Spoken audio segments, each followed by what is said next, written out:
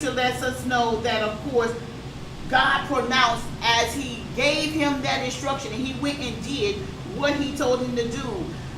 We know that Moses was one that he was afraid to always talk and speak. Right. So he sent not only Moses, but he sent Aaron. And what they did is he allowed them to do some miraculous things.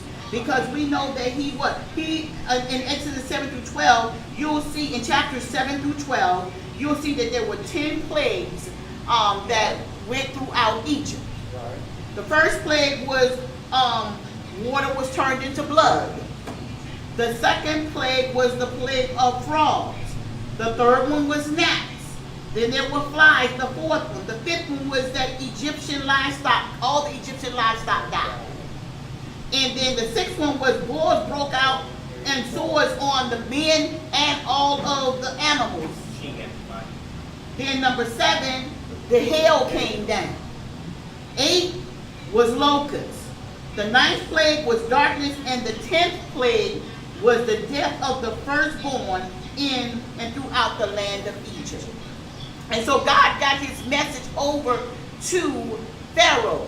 So much so that Pharaoh's heart got hard, and he told him, listen, you get out of here now, you get out of here, you people get out of here, and all that belongs to you, you get and take everything and get on up out of here.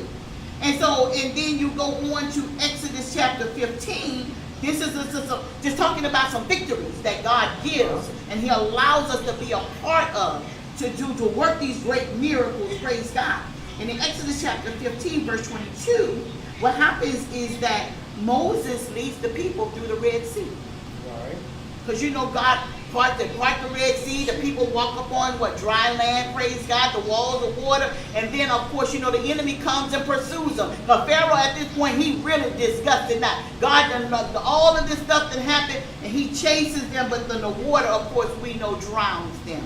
And they drown, the enemy drowns in the Red Sea. And then of course we know that also Moses had a face-to-face encounter with God on Mount Sinai.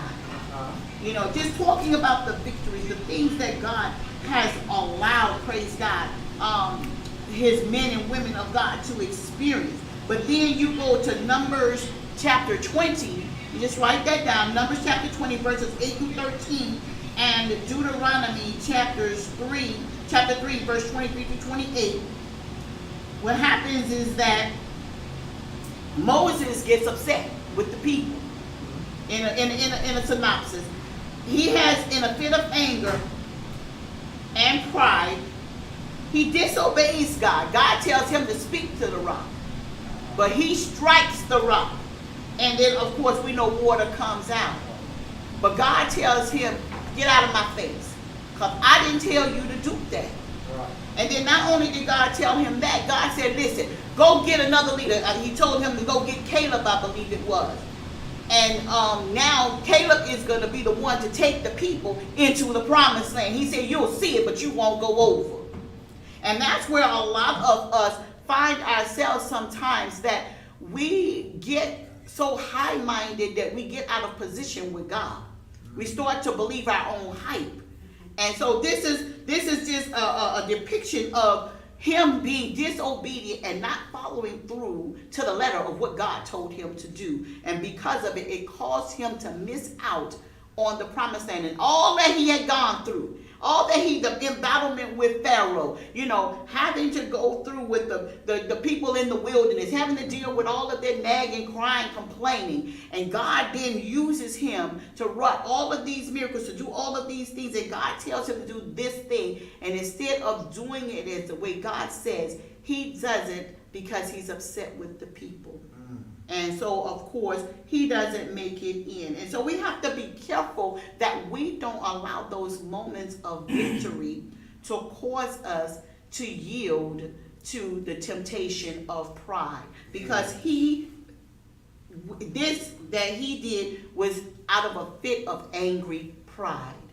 Because I had done all of this, and y'all complaining. But no, God did all of this. And the people are complaining. God is yet doing all that he does for us today. And